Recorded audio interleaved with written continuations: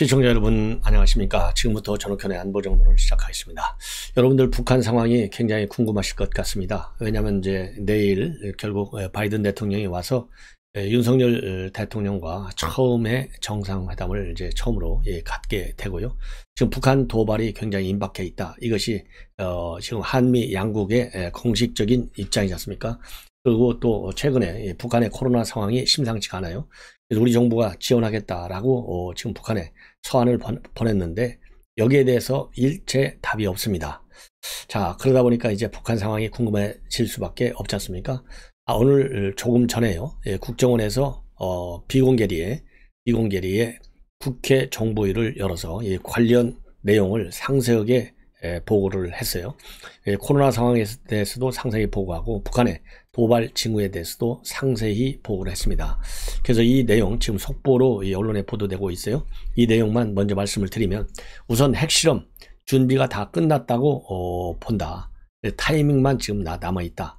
그리고 코로나 지금 북한이 적극적으로 대응을 하고 있는데 이 코로나뿐만 아니고요. 지금 수인성 전염병이 4월 말부터 대대적으로 지금 확산되다 보니까 이 수인성 전염병 환자하고 그 다음에 코로나 확진자하고 지금 겹쳐서 보도가 나오는 것 같아서 지금 실질적으로 코로나 환자만 본다면 조금 북한 당국이 보도하는 것보다는 좀 낮은 수준에서 지금 발생하고 있을 것으로 보이고 북한이 지금 연일 숫자 발표를 계속하는 것은 민심 통제 관리를 위한 불가피한 조치다. 그리고 우리 정부의 그런 대북 지원 문제에 대해서는 일단 거부했다고 보는 것이 맞는 것 같다. 이러한 취지의 보고를 했습니다.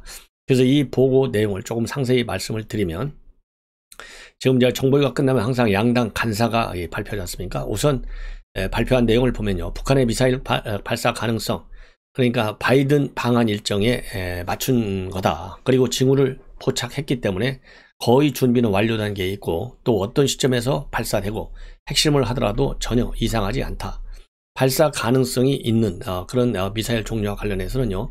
ICBM으로 추정된다. 이렇게 보고 있습니다.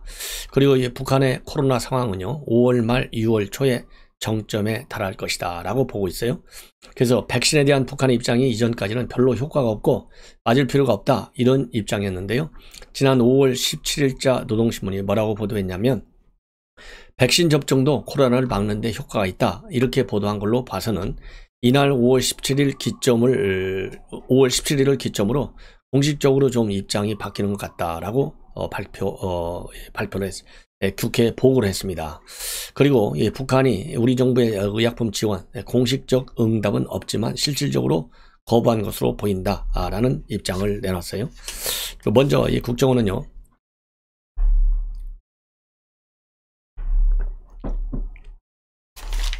대회에서 지원받는 우선순위는 중국이 1순위고 그 다음이 국제기구 그리고 한국과 미국이 맨 마지막이 될 것이다. 이렇게 전망하면서요. 중국을 통해서 일단 의약품을 지원받아 해결하고자 하는 것 같고 중국과 외부 지원을 받는다면 상황이 통제 가능하다고 보는 것 같다. 그러면서요.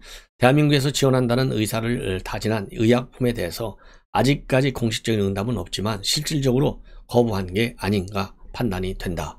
저도 일찍부터 북한이 받을 가능성이 굉장히 없다 이렇게 말씀을 드렸잖아요. 제 판단하고 전망하고 맥락을 같이 아는 것 같습니다. 그 다음에 국정원은요, 이 북한이 4월 말부터 코로나가 많이 확산되기 시작했는데 그 전에 100일에 홍역, 장티푸스 같이 물을 통해 옮기는 수인성 전염병이 상당히 확산돼 있었고 4월 말부터 열병식을 하면서 코로나가 많이 퍼졌다. 그래서 북한이 발표하는 발열자 통계치 안에는 상당수의 코로나가 아닌 발열 증상의 수인성 전염병 숫자도 포함되어 있다라고 봐야 된다고 밝혔습니다. 그러면서요. 중국과 기차 왕래가 됐었기 때문에 기차를 통해 많이 반입됐던 것 같고 광범위하게 퍼진 계기가 물론 4.25 열병식 이후인데 열병식 때 군인뿐 아니라 전국에서 경축 대표들이 평양에 들어왔는데 전국으로 다시 돌아가면서 촉발된 가능성이 현실적으로 제일 많아 보인다. 이렇게 설명하고 있습니다. 그리고요. 5월 16일 이후에는 어쨌든 북한이 신규 발열자가 감소세에 있다고 주장하고 코로나 확진자들은 발열자에 비해서 숫자가 적어서 큰 의미를 둘 상황은 아닌 것 같다라고 입장을 발표하고 있습니다.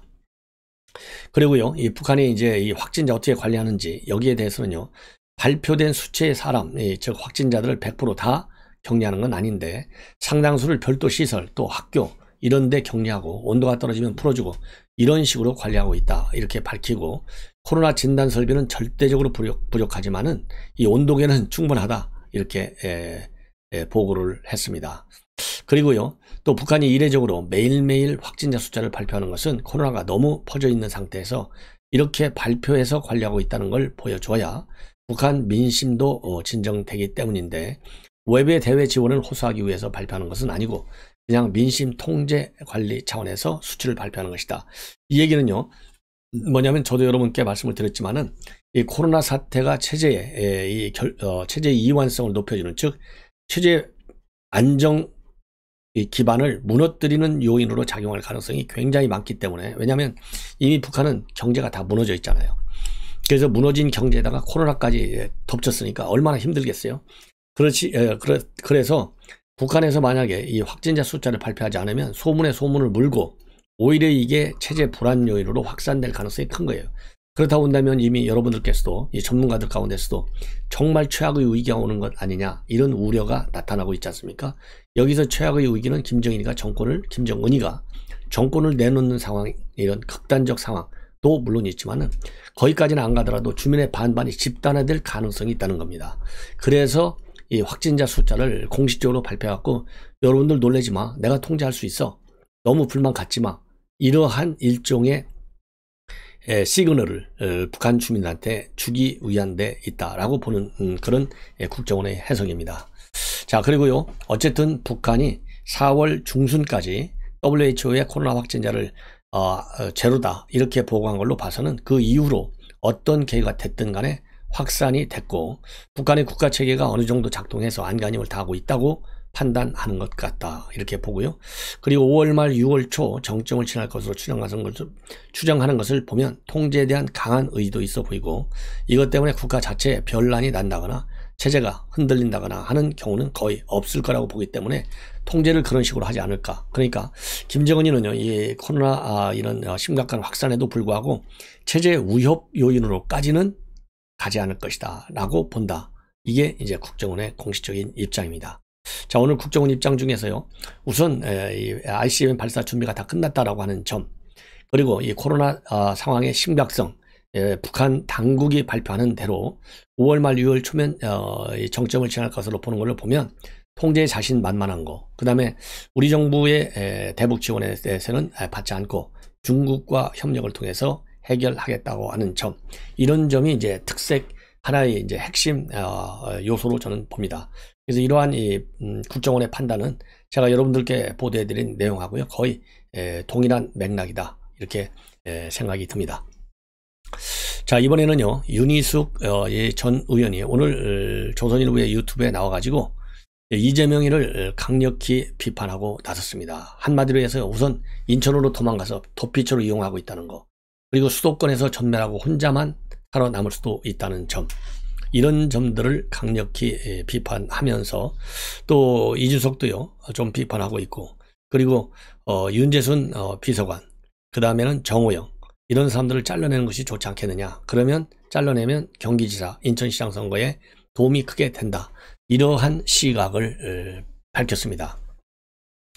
먼저 조선일보 유튜브에 나와서 한 얘기를 여러분께 말씀을 드리면은, 이재명 지사가 방탄 가본 있고 혼자 살기 위해서 인천으로 출마한 건데 혼자만 살아남는 결과, 즉 수도권 광역단체장 선거에서 민주당 후보가 전멸하고 혼자만 살아남는 결과가 올 수도 있다, 이런 전망을 내놨어요.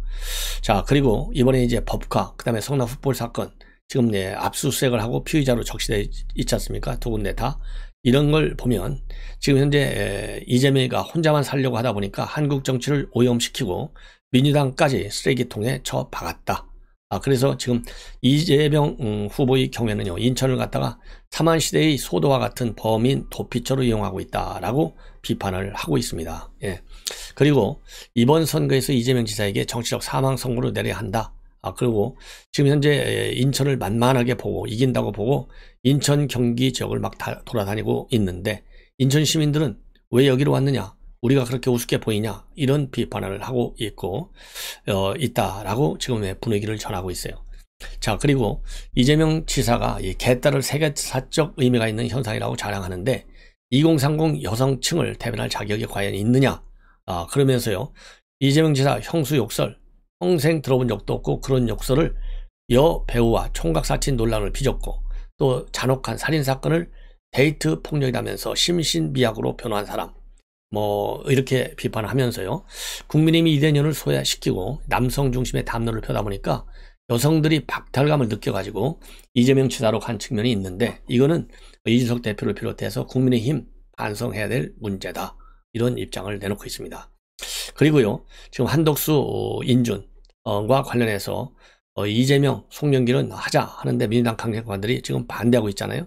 이거 지방선거에 악영향을 미칠 것이고, 그리고 이재명 지사 성적표가 나쁘게 나오기를 바라는 분들이 굉장히 많구나, 이렇게 생각을 한다는 겁니다. 예. 그러면서요 인천시장 선거하고요 이재명 지사 개항을 득표 결과가 이재명 전 지사의 미래를 좌우할 것이고 수도권 선거를 치게 되면 책임론에 휩싸일 것이고 장권을 쉽게 접수하지 못할 수 있다. 그래서 지금 민주당 내부에서는요 이재명 전 지사가 폭망하길 바라는 지능적 엑스맨 의원들이 많은 것 같다라고 지금 평가하고 있습니다. 그리고 윤석열 대통령이요 자녀 편입학 논란, 지금 정호영 심각하잖아요. 그다음 성비위 의혹 윤재선 마찬가지고, 이런 사람들을 경질한다면 경기지사 인천시장 선거도 압승할 것이다, 이러한 전망치를 내놓고 있습니다. 자, 이제는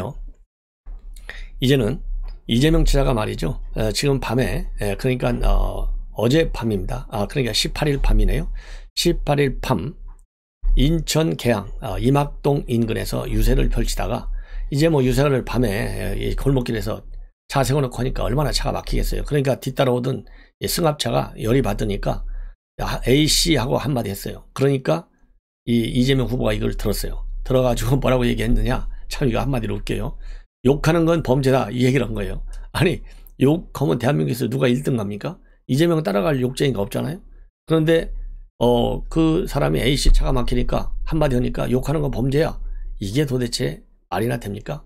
그래가면서요 더군다나 그냥 뭐 차는 차대로 가고 그냥 얘기한 게 아니라 차를 갖다가 손으로 또도도도 딱 두들기면서 따라가면서 한마디 한 거예요. 뭐라고? 욕하는 건 범죄이다. 다 체증하고 있으니 조심하시라. 싫든 좋은 욕 하는 것은, 싫든 좋든 간에 욕하는 건 안 된다. 그러니까 또 거기 또 이 유세 지원 나온 지지자들, 이 탑상자에게 또 뭐라고까지 공갈 협박하느냐, 영상을 찍었다라고까지 공갈치고 있어요. 협박하고 있어. 자, 이와 관련해서 이 박민영 국민의힘 대변인, 이 영상 이재명이가 틀은 유튜브 영상이에요. 이걸 공유하면서 이번엔 스트리트 파이팅이냐, 그런데 욕하는 게 범죄라는 사실을 그렇게 잘 아시는 분이 어쩌자고 형수님께는 그런 상스러운 욕설을 내뱉었냐, 유권자와 투닥이며 감정 싸움이나 하시는 모습이 한편으로 짠하다, 그만큼 초도하시다는 의미겠다. 그래도 조금은 뒤를 생각하면서 해라. 이거 참, 이런 뻔뻔한 사람 여러분들 보신 적 있습니까? 예. 이제 마지막으로요, 오늘 한동훈 장관이 처음으로 예결위 전체 회의에 출석해서 이번 인사 문제와 관련해서 민주당의 비판을 갖다가 정면 반박했습니다. 한마디로 문재인 정권이 정치검사 인사를 정치 인사로 했다. 제일 최악의 정권이었다. 그리고 이번에 본인은 능력과 공정에 대한 소신을 기준으로 인사했다. 바로 맞받아쳤습니다. 자, 이 내용 여러분께 자세히 말씀을 드리면, 우선 말이죠, 민주당 김한정 의원이 질문을 하고 시작했어요. 검찰 인사가 납득하고 수긍할 만한 인사라고 평가하느냐, 이렇게 딱 질문하니까 능력과 공정에 대한 소신을 기준으로 인사했다. 능력과 공정. 예. 자, 그리고 또 윤석열 대통령 의중이 반영됐냐, 이렇게 질문하니까요, 법무장관은 대통령의 위임을 받아 검찰 인사를 한다. 대통령께 보고는 당연히 들어야 하는 절차다. 똑부러지게 잘 얘기했죠. 예. 자, 그리고요 또 검찰의 정치화가 문재인 정부 시절에 가장 심했다는 취지도 또 발언을 했습니다. 그리고 이 김한정 의원이 한 장관 임명에 반대 여론이 있었다, 이런 점을 지적하면서 나쁜 놈 잘 잡으면 된다는 검찰에 대해서 왜 정치검찰이 출세한다는 시중의 통념이 있다고 생각하나 라고 물었어요. 그러니까 한 장관 지난 3년이 가장 심했다고 생각하고 그런 과를 범하지 않기 위해서 최선을 다하겠다. 그리고요, 또 대통령의 협치가 특수부 검사들과의 협치냐, 이렇게 김한정 의원이 또 질문하고 비판했어요. 그러니까 저는 이미 검사가 아니고 특수부 검사와 협치한다는 말에는 동의할 수 없다. 저는 대한민국 국민이 주인인 민주공화국이라 생각한다. 아주 답 잘했죠? 역시 언변이 좋은 것 같습니다. 시청자 여러분, 이것으로 본 방송을 마치겠습니다. 대단히 고맙습니다.